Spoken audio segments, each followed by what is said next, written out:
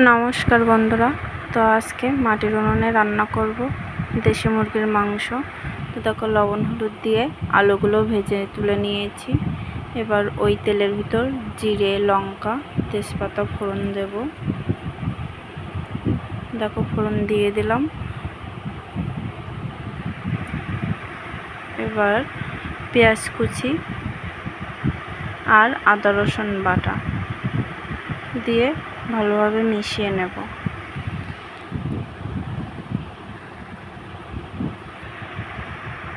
দেখো, ভালোভাবে মেশানো হয়ে গেছে। এবার দিয়ে দেব লঙ্কা বাটা।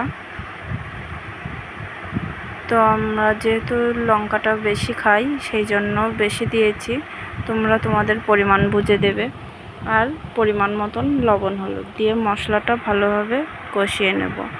কষানো হয়ে গেলে দিয়ে দেব মুরগির মাংস, দিয়ে ভালোভাবে কষাতে হবে খুব সুন্দর করে। দেখো কি সুন্দর জ্বলছে। মাটির উনুনে কিন্তু একটা আলাদা স্বাদ হয়।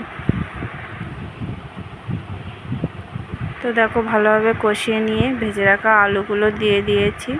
আবারও ভালোভাবে কষাতে থাকবো। এবার দেখো, তেল ছেড়ে দিয়েছে।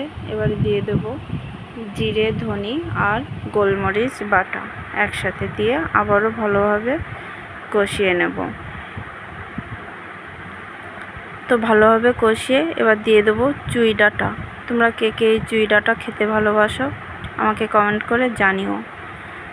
তো দেখো, তেল ছেড়ে দিয়েছে, ভালোভাবে কষানোও হয়ে গেছে। এবার পরিমাণ মতন জল দিয়ে দেবো, যেহেতু একটু ঝোল ঝোল রাখবো আর দেশি মুরগি একটু হতেও টাইম লাগবে, তো একটু জলটা বেশি পরিমাণেই দিয়েছি। তো এবার ভালোভাবে ফুটিয়ে নেব। দেখো, হয়ে গেছে। আর একটু উপর থেকে জিরে মরিচ বাটাটা দিয়ে দেব, দিয়ে সানরাইজ শাহি গরম মশলা দিয়ে নামিয়ে নেব। তো আমার মাংস রান্না রেডি হয়ে গেছে।